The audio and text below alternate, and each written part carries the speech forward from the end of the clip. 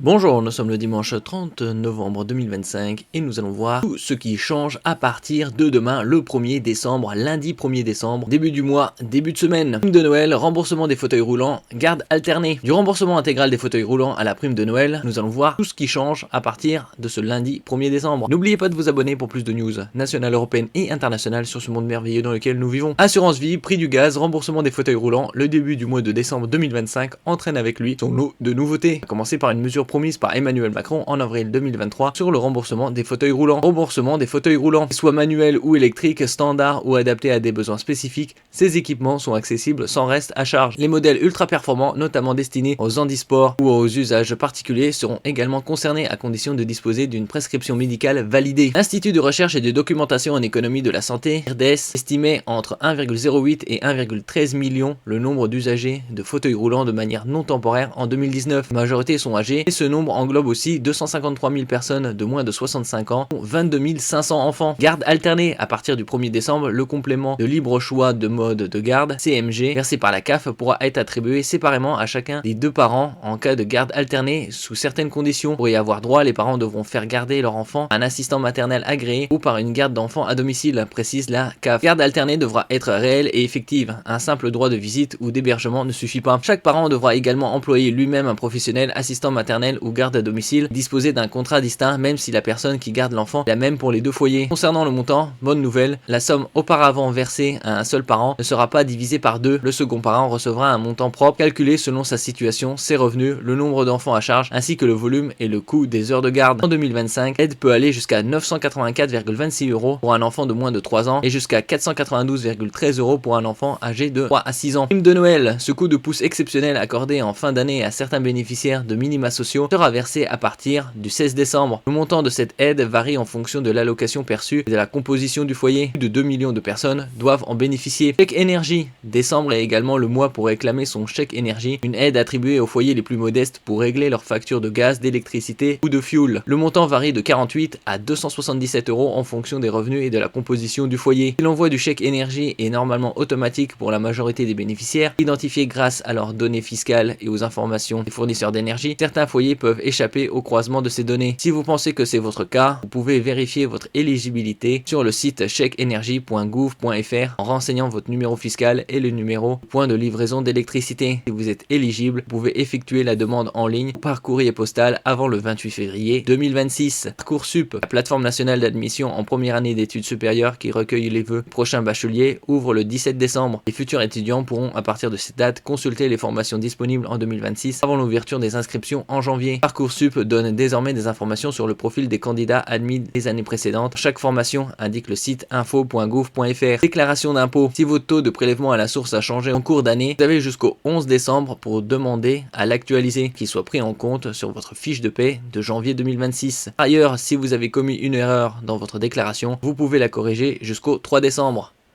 Merci pour votre écoute et à la prochaine.